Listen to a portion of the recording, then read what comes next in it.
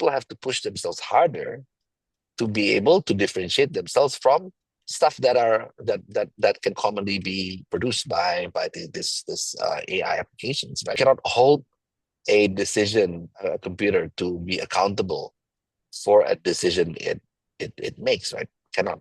AI is racing ahead globally. We have Notebook LM, ChatGPT, and many more in the US, and also DeepSeek in China. But now the question is, what about Indonesia? Can we compete, or should we even try? Welcome to episode 2 of Think It Through. I am your host, Shakira Ilmansha, and today we will be joined by our phenomenal guest, Alexander Rusli, who is the former CEO of Indosat and a government advisor and tech investor. In this episode, we talk about our digital future and what AI can do to help Indonesia. He also mentions how accountability might be the last thing that AI and technology can replicate. So, with that in mind, though Indonesia may not be able to make the next ChatGPT, technology and AI is definitely going to be what makes Indonesia unstoppable. So, if you're interested, stay tuned. Hi, thank you so much for joining my podcast and being the second guest. As we all know, like the digital world is going through a lot of change, and Yep. I know that you've been involved in both tech and policy over the years. Could you, before we dive into this topic, maybe share a bit about your background and like what led you into this space? Yeah. So I have an interesting background, Shakira. So my studies, university, from undergraduate to PhD, has been in information technology and computer science. Right. So by training, I am a tech guy. Right. But when I went to come back to Indonesia to work, I went to Prasura House as a management consultant. That was not only in tech, but it was more on the change management side, or the implementation of technology in businesses, right? So you don't focus so much on the technology itself, but you focus on how to make the technology work, right? Since then, I've taken a government post. I was chief of staff of two ministries. One is the Ministry of ICT, and that's where you decide and determine policies around technology in this country. The ministry is now called ComDigi, the name change, Communication Digital. And then I also went to run a telecommunications company called Indosat. Back then it's called Indosat Uridu now. I ran that company for 5 years, and that was, dibilang high. You can say it's high tech, but it's not really high tech. But it is the infrastructure that allows technology to reach everyone, right? Because without telecommunications, without smartphones, there's no way that each and every one of us can have access to technology, right? So that since then, after leaving that, I've been sitting on boards. I'm on the board of a hospital called Ermina. I'm on the board of Unilever, which you may know from the products like Vaseline and all that, right? Royco, Kecap Bango, and where they all use technology, not for the sake of using technology, right? But they use technology to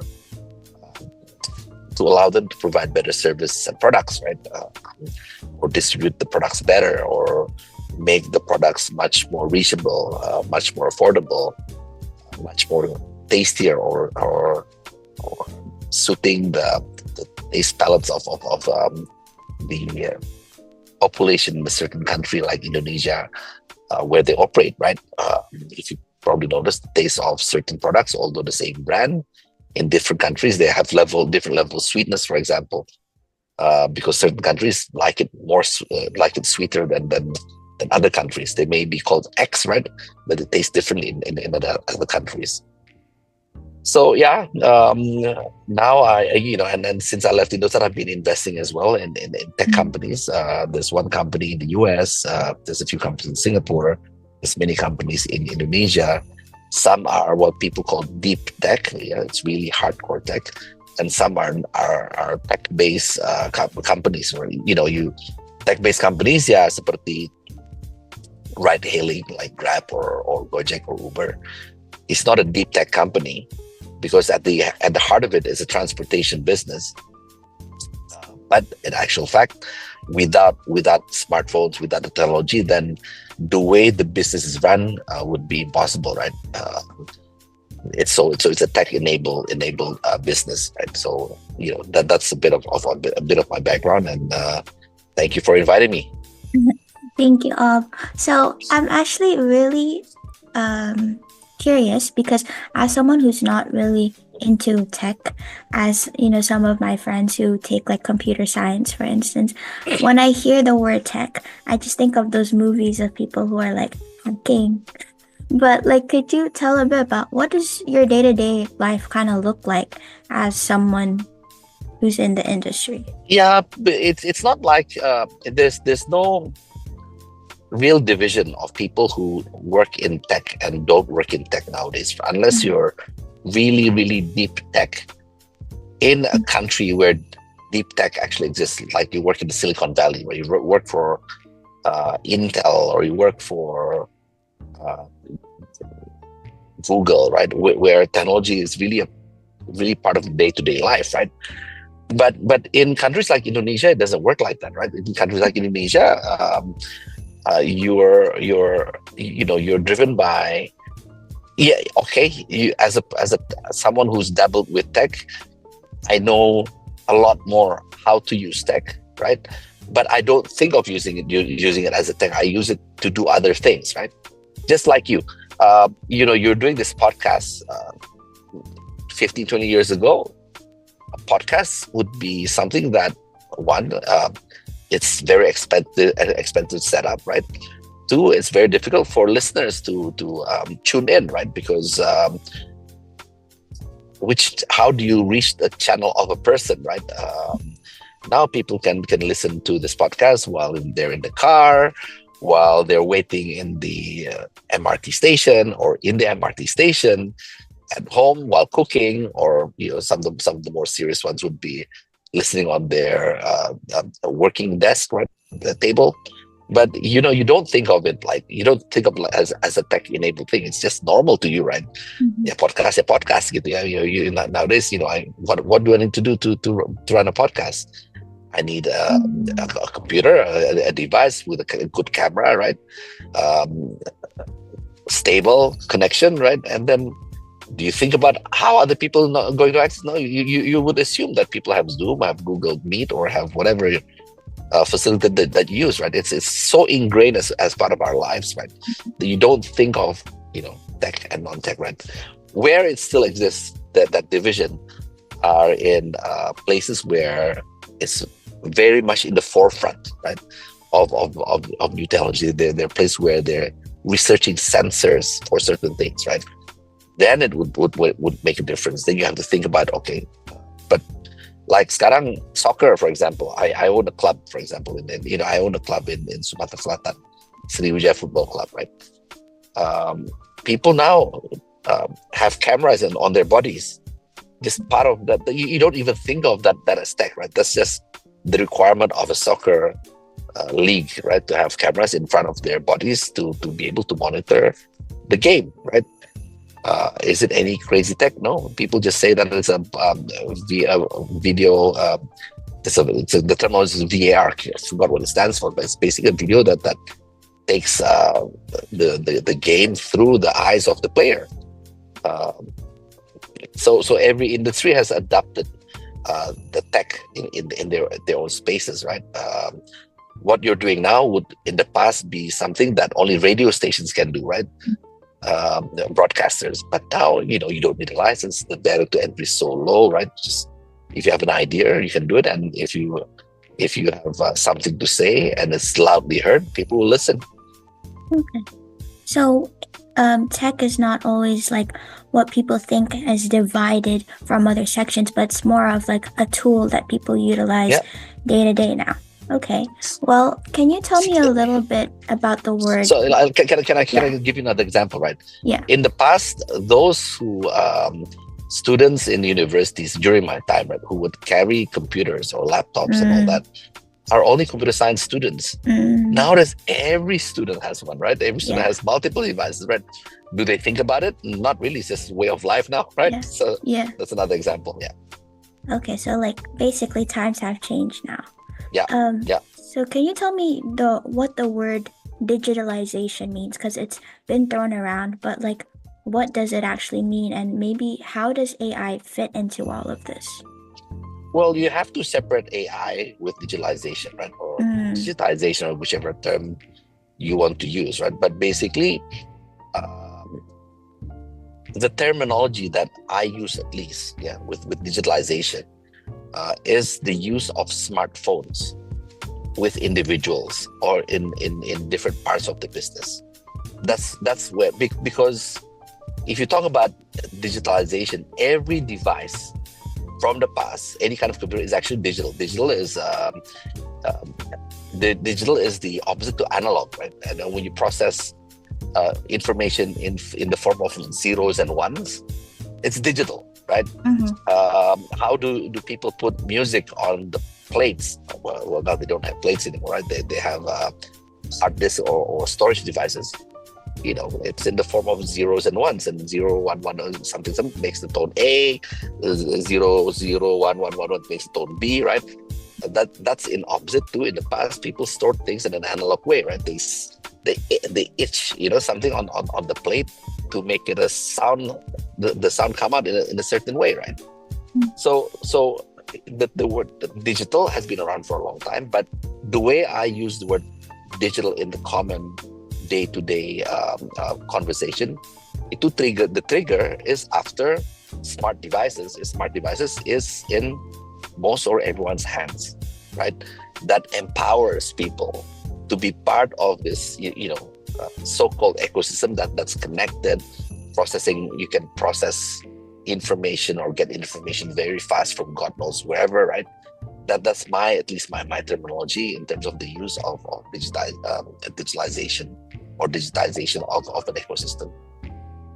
Now you use the word artificial intelligence. Now, and before I go there, Okay. the I always, the way I see how digitalization has worked, right, is when smartphones are strong enough. That was the first trigger. Two, telecommunications is fast enough, right? I mean, you had digital phones in the past, right? But when it was slow, you can only do calls and you can only send SMS. So that's not enough to do anything, right? That was the period before smartphones. So here, there's a smartphone, there's a strong telecommunications or connectivity. There's also cheap storage and cheap processing power, right? These are the key things that make this whole digital universe actually possible. Now, artificial intelligence or AI is happening because of stronger processing power and cheaper storage, right? These are the two factors that has made AI. When I was still at university, AI, there was very few computers that could process AI. We had to only simulate what AI could do. Can you imagine that or not? So you had to only, because the concept was around, of AI was around, but there was not enough cheap processing power, chips and all that was strong enough to allow all these complex processing to happen, right? And so we had to simulate it. If it's like this, something like this may happen. If it's done like this, something like. Now with processing power so cheap, right? That's why AI is possible. But AI is a way of programming the computer that simulates the intelligence of a human mind, right? That's why it's the word artificial is key, right? It's not human, right? But the intelligence is from humans, but artificially programmed and put together. Okay. So I actually kind of wanted to talk about Indonesia and AI, but maybe before we go there, I want to talk about why AI is booming so much because we see in the US, they have so many different AI platforms now, right? They have like Mm-hmm. ChatGPT, Notebook LM, you name it. And then after that, China pushes its own version like DeepSeek. What's driving this global AI race? What's actually behind it all? Is it just about money, or is there something deeper, like control over data or influence? Well, it depends on whose perspective you're looking from, right? Mm-hmm. I mean, AI since back in the 90s was already discussed, right? But the problem back then, I mean, you had movies, yeah, what's that Arnold Schwarzenegger movie that where the computer went alive? Terminator? Terminator, right? Terminator was a fiction back then, Mm-hmm. based on the assumption that processing power is stronger or as strong as today, where the computer can actually simulate the human mind and make decisions, right, for you. So Mm-hmm. dia bukan cuma simulate, kasih recommendations, tapi take it one step further to decide, right, Mm-hmm. for you, right? And to some extent, that's already happening today, right? There are laws being cooked now to try to make sure that people don't go beyond the recommendation using AI stage and not make decisions for you, but it's going to be very gray, not straightforward, right? So what I want to say that it's been around for a long time, Mm-hmm. but now that the processing power, so the chips, the processing power, the cheap storage wasn't created because of AI. It's just because of advancement of technology, Mm-hmm. right? People create. I don't know, when was the first time you used a computer? Well, maybe when I was 6. Six. How long ago was that? What year was that? Like 2014. Okay, 2014. Back then, people were, yeah, I think people back then were talking about when you buy a computer, you either buy a Mac or a IBM base, right? Mm-hmm. Those are the two type of, you don't really, if you, unless a computer science student, you don't really ask what chip and all that, right, is you use. Now in the past, you do, right? You buy a computer, chip ya pakai XT atau pakai 80 atau pakai 80, 86, 386, 486, because that decides the speed of the processing and what you can do, right? Nowadays, the chips are just so cheap that you don't really think about what chip you're going to use. The buyers just buy something that's strong enough, suitable enough for your use, right? Like in your case. So what I'm saying now that the chips have gone cheaper, the storage has gone cheaper. Suddenly, all this dream that people had in the past about artificial intelligence, that back in the days when I had to simulate it, right? Not real, just simulating, becomes doable, really doable, right? So everyone does it. So suddenly, okay, so what do you use the artificial intelligence to start with? The most difficult thing for people to access computing power in the past is programming language, right? You can make the computer work in a certain way based on your knowledge, your experience in terms of speaking the computer language, right? But with AI, what they're able to do, they're able to tell the computers to do things with plain language, right? That was the starting point of AI. They use AI for natural language.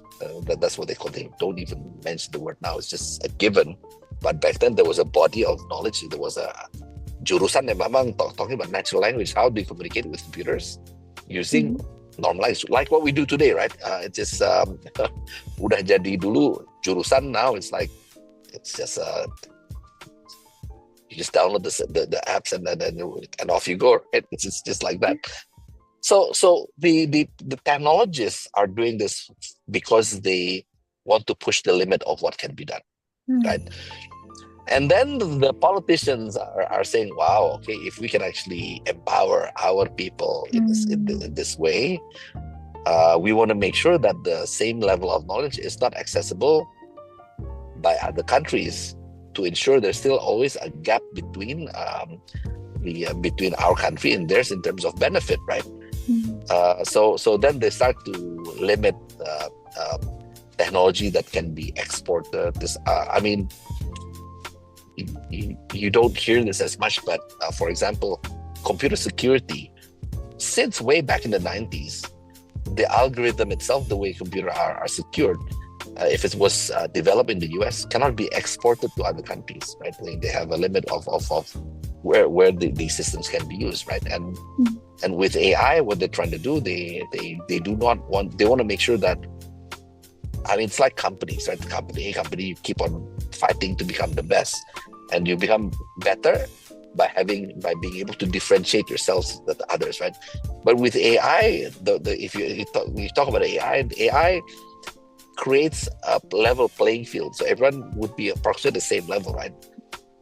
Because even if you're not as smart, suddenly with the intelligence of the computer and the ease of being able to communicate with the computer in a very layman's term way, right?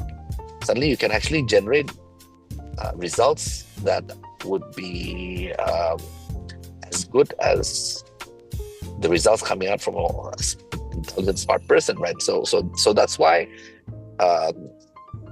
suddenly the countries are waging this war in AI, right? They want to make sure that the population, that the people would be benefited, lifting when you look at education, it's always a normal distribution. Nggak semua orang bisa nilai bagus, nggak semua orang pinter. You have the dumb ones, you have the really smart ones, and you have the average people. The one in the middle tends to be the ones with the biggest number, right? That's just a normal distribution of statistics in many things. Now, tapi kan kalau misalnya if you have AI that easy to use, akhirnya yang tengahnya dia gede loh. There's access to much more knowledge and good results, because of the use of AI, right?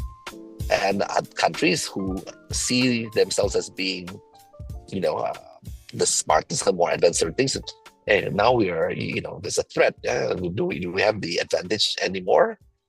Will it change the balance of business? If you don't want to use the word power, right? But if countries have good businesses and they export, obviously then the country will be more powerful, right? Because they have more money, more funds, blah blah blah. So that's why, right? Then the politicians or the decision maker, let's avoid the use politicians. Politicians is a bit grayer in that sense. That the governments who are leaders of the country start to see that ini harus dilarang nih, that ease of export of the otherwise we won't be able to differentiate ourselves as a country anymore. Gimana dong gitu loh. My friend here uses one of the AI apps to design now. He's always been a designer of villas in Bali. Tapi now he does the first cut, the 40%, 50% of the work. Itu basically on these on ChatGPT. I just mentioned on ChatGPT, because ChatGPT allows him to come up with a design very quickly. It allows him to come up with the bills of material very quickly, being able to assess the price based on the market price very quickly. So save a lot of work, right? Rather than having 2 or 3 people yang working at the first stage, he hires people for the last part, which is how to make it unique, how to make it, tapi the base stuff, he doesn't need to do that anymore. So that's why, right? I mean, it's getting to a point where I think governments or countries are afraid that this thing will, and it's not only between countries, right? It's between industries, right? A lot of the legal early stuff now can be done very easily using all these AI applications. I'm in the process of sending my daughter to study abroad. I mean, she's still young, right? Rather than hiring someone that that I would have cost, maybe paying the person 25K, 30K per semester just to do analysis, talk to people, blah blah. But now you just come up with this good, long, comprehensive question on these. You have the whole answer and talk per school, per this. It's like, this is someone's job, man. But you're right. The thing is that it means people have to push themselves harder to be able to differentiate themselves from stuff that can commonly be produced by this AI applications, right? And it comes to locality, feeling, touch. There's always ways to differentiate yourself. So, as you said before, AI is basically, it was bound to happen anyway. It's just an advancement of technology. Yeah. And because of that, AI is now booming. People start noticing it more, even like politicians. And from there, they understand the potential that this can actually bring to them. But noticing that means that everyone could Potential be. and threat. Potential and threat. Oh, yeah. Potential threat, but if it's a potential No, threat, potential and threat. So positive and negative, right? So yeah. So it's a potential for them to, like, I guess, improve things like education and knowledge, but it's also a threat because then it puts people at the same level. yep, you can say that. Yeah, I mean, put it in simple words, in simple train of thought. Yeah, Yeah. people don't like to be the same, right? They always want to be different, right? They want their country to be more. They want their family to be more. They want themselves to be more, right? By taking away that edge, hilang deh. So, because everyone now has access to AI, is it that the only way that they can make themselves more different is by creating more AI platforms? Well, that's where people are exploring left, right, center, right? How do you differentiate? I don't think by having platforms, I don't think you're able to differentiate your differentiate maybe di depan aja at the start, right? Because you have first access, then you'll be able to differentiate. But what the technology does in the medium to long term, it makes everyone have the same access to that base knowledge, right? So the idea is that because of this, you can't differentiate yourselves anymore based on the things that is covered by the AI, right? Right. So you have to think of some other things, that would be able to differentiate you from others. There's no easy answer, right? Depending on what I may not know. I don't know the answer, right? But that's the way you think about it, right? If everything else is now the same, what do they need me for, right? How can I differentiate myself? Okay. So, I mean, for example, for me, the ability to making a decision and being accountable for the decision is something that computers can never replace. No AI can replace, right? Because you cannot hold a computer to be accountable for a decision it makes, right? Cannot. Accountability and accountability can only be attached to a person. Before jumping into the idea of accountability and AI, I kind of wanted to know, what's Indonesia like here in this space? How are we doing? What are their goals in terms of AI? Are we behind, catching up, or are we doing better? Well, the thing is that I don't think we're a country where we would be thriving in the base AI. We wouldn't come up with deep tech. We wouldn't come up with ChatGPT. We wouldn't, because we just simply don't have the ecosystem, right? However, if you want to create or train the AI to be very good, right, in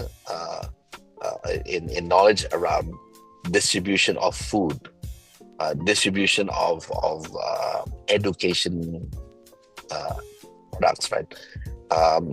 How to plan, and for certain people who likes certain kind of holidays, adrenaline based, water based, this and that, because we have a lot of knowledge in this space in Indonesia, which allows us to be a very knowledgeable person, or have a very knowledgeable base, on that part, right? So I don't think Indonesia will be in a place to create this base like deep tech or like ChatGPT. We just don't have the programming ecosystem. If you want to be able to do that well, you have to be able to live, eat, breathe, right, in an environment that talks like that, right? Di sini ya orang pinter ada, tapi ya yang pinter seperti dia ya nggak banyak gitu kan. So how would you talk about new ideas? Nggak bisa, nggak ada lawan. You don't have the counterpart to have these crazy chats or crazy, idea building, blah blah blah, and all that, right? So but if you want to train the AI to work in a certain way, yes, we can. I mean, this is the country where we have a lot of knowledge, right? And how do you manage land well, for example? How do you manage land per population in a very efficient way, right? Yeah, this is the place where it can work. Okay. So right now, Indonesia is not at a place to make their own AI platform because of our, I guess, ecosystem maybe is not as advanced to be able to come up with conversations that start these. But yeah, I mean, we don't have. It's like, will Indonesia be a leader in creating a chipset? Yeah, ready for. No, we will never be, right, because we don't have the computer manufacturing ecosystem. Why would you design a chip here in Indonesia, right? Yang beli nanti siapa gitu, pakai siapa gitu kan? They'll try to find centers of excellence of people who are closer to the ecosystems that relate to manufacturing, design, blah blah blah, and all that, right? Okay. So if you say that, then what is supposed to be Indonesia's big goal right now in terms of tech and innovation, and what do you see for the future? Well, in the medium term, I always believe that we need to harness, maximize the use of technology to advance everything that we do here, right? Everything that we do here and where we have a competitive advantage. If we're good in mining, let's use all the technology we can get access to around making mining cheaper, cleaner, right? More efficient, blah blah blah, and all that, right? Okay. If we are a country that is strong in pariwisata of tourism, let's use everything that we can think of and that what's available out there, right? To make people's travel, to make people experience Indonesia the best in the world, right? By using the technology, right? So that strength that we have becomes further strength yang orang nggak bisa. You can never fight against Indonesia because everything is here, right? With the knowledge is here, the place is here, blah blah blah, and all that, right? So that's what I think. We should use AI to make sure there's a lot of inbound tour heads, right? When people, how do you serve tourists from abroad? You can make the experience much better if the tour leader has access and knows how to use well AI tools yang memang udah taught, udah dibikin belajar, it's exactly taught how to serve tourism in certain areas in a deep way, right? Itu kan will make the experience of people who come in will like, wow, man, it's so seamless, everything is so easy. Getting access is to things is made. If I'm stuck here, I can do this. It's safe, right? It tells me about the less safe areas. If my phone is dropped, how do I find it? Who do I contact? All the use of technology can be used for that, and that I think is where we as a country need to focus on, at least in the short to medium term. Okay, so our focus right now is not just improving technology itself, but improving it as a tool that can overall enhance Indonesia. Karena kalau for just as a sake of computing power of the devices, the gap is too far, right? I mean, even like the US now and then going with all this tariff war, right? Yeah. People are saying, how can you bring manufacturing back to the US? There's the gap is too far between China that has cheap people, good cheaper environment, good Mm-hmm. ecosystem, right? Can you mimic that in the US? Cannot. There's no way, right? I mean, you know, many years ago, Japan became that, Mm-hmm. and people accepted that Japan was a manufacturing hub for technology, right? And Mm-hmm. but now a bigger country has come in, which is China, right? Where they couldn't stop Japan back then. I don't think they can stop China as well now, right? Because of the competitive advantage the country has. So rather than focusing on closing that gap, which is a very low percentage, we should rather just like use it to improve what we Yeah, can. yeah, Okay. yeah, yeah. Kayak orang punya bakat apa, you don't Mm, educate yourself di tempat yang gak punya bakat. It's a waste of time, right? yeah. You may be able to get to a certain stage, right? But can you imagine the kind of inertia resource you require to get yourself good in something that you don't have bakat in, right? Mhm. It's like, God, man, Yeah. why Yeah. bother?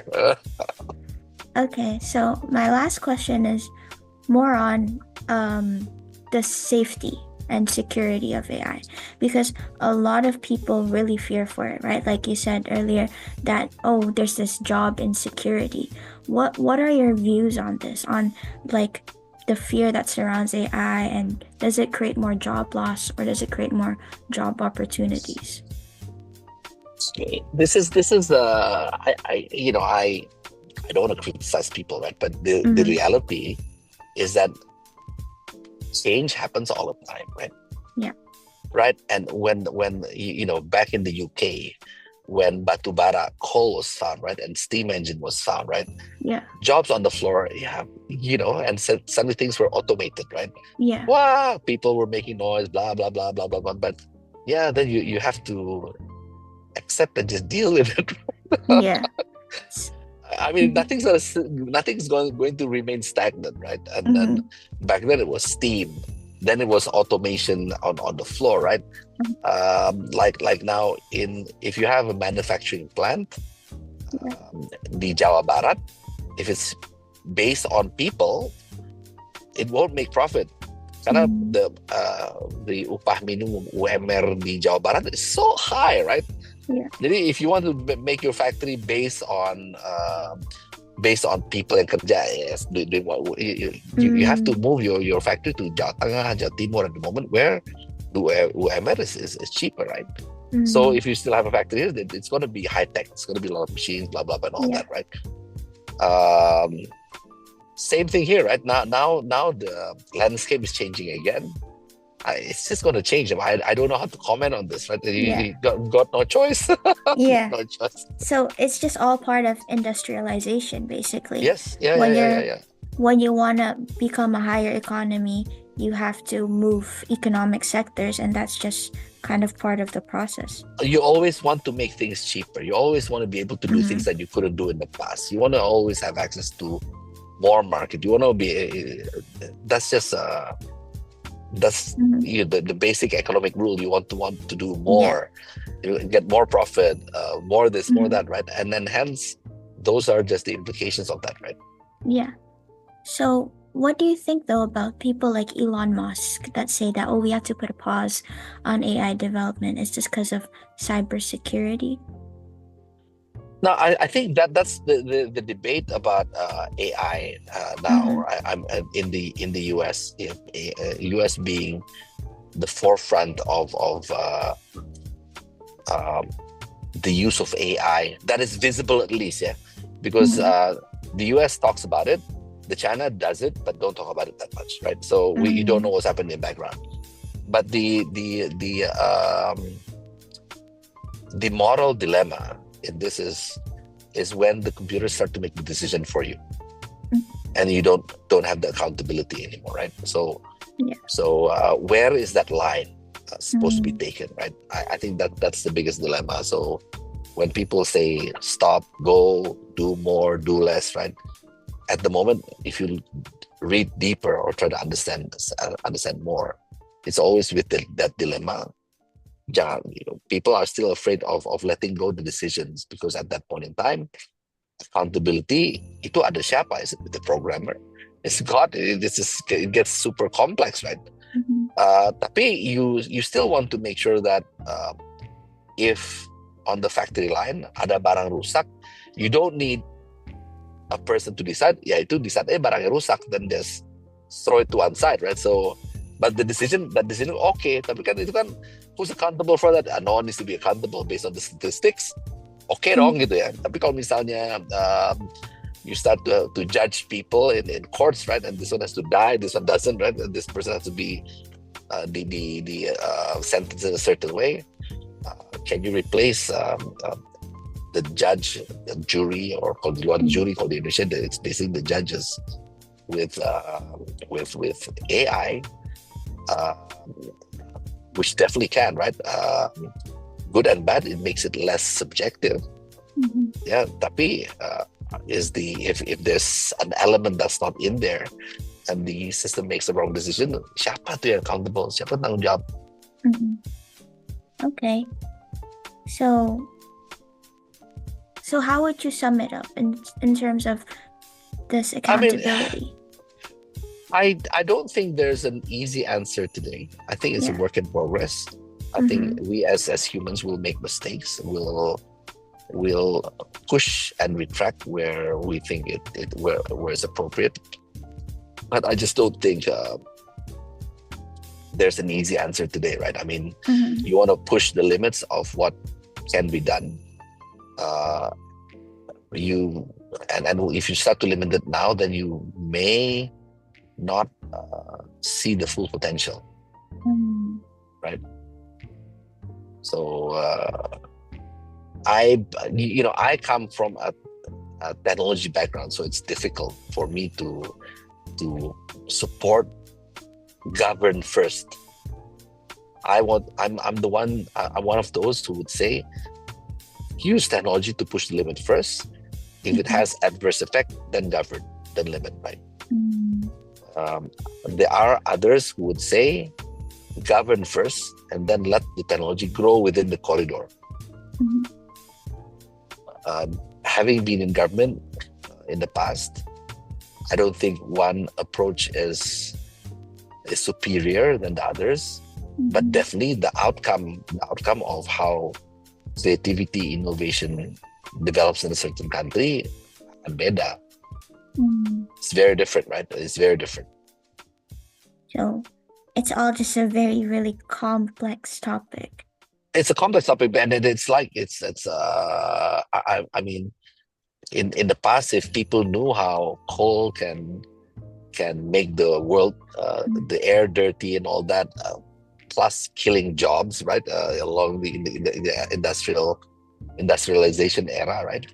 Would you not let coal? Where would you stand, right? If you know 50, 60 years later, right? Udah tahu, if you have this crystal ball, right? Udah, coal nggak boleh dipakai, nggak boleh dimain lah. Sekarang, 60 years from now, the world is going to die, right? The sea level is going to go up. This, that, right? Okay. Do you have any last comments, maybe for the future of tech and innovation in Indonesia? Well, I don't have words on that, right? But I do have my recommendation for people who may be your listeners, people of your age, right? Yeah. You need to try these things early, right? You cannot reject support if you don't know what it means, right? So you have to try. Have you tried DeepSeek? Have you, Shakira? Have you tried ChatGPT? Right? Have you tried Gemini? Do you know which one is better, and why? Right? Is it good or bad? The AI that is in Apple now is built into the Apple phone. Should it be bundled or should it be not? Now you can accidentally get your device to do things just because you get angry, say wrong words, right? Suddenly it activates Siri, and then all kinds of things go haywire, right? Because you're suddenly dialing or sending people the wrong stuff, right? But you need to know about these implications, and hence, after you know the implications, you can actually take positions and be for or against certain topics, right? Mm-hmm. So the thing that I find with the younger generation, they take positions too quickly without trying enough, right? Very very quick in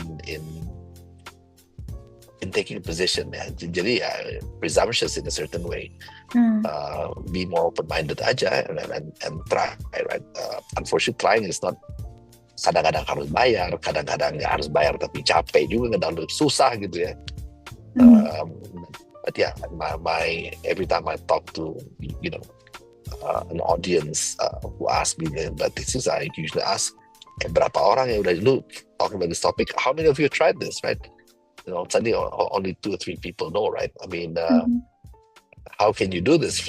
How can you be listening to this topic? So it's just all theory, right? You don't know what I'm talking about in reality. So you have to try these things, right? Try to create, if you like cooking, try to create a recipe using ChatGPT or DeepSeek, right? I want to make a food that is not so spicy, but has this. You will be surprised, right? I love cooking, so I constantly get sort of, damn, I didn't realize I can use this to make the taste tangy. I want to taste like this, right? At this restaurant, then it would come up with some crazy, ingredient that I didn't think of before, right? So try it out and don't be scared too. Yeah, don't be scared. Try it out. It's not only, people are not scared. Kids nowadays are fearless. They're lazy. Okay, don't be lazy too. Don't be lazy to try, right? Well, just put the effort. Kalau kids nowadays don't have fear, it seems, right? They're fearless. But malas gitu menyoba. I just not in the mood. Not my thing, right? You can't case. It's very difficult for you to say this is not my thing. Everything's connected now, right? So yeah. Coba. Try. Try. Thank you, Hope that was useful. It was all the very best. useful. All the best with your podcast. Invite me again in the future. So Will do. okay, you take care. Thank you all.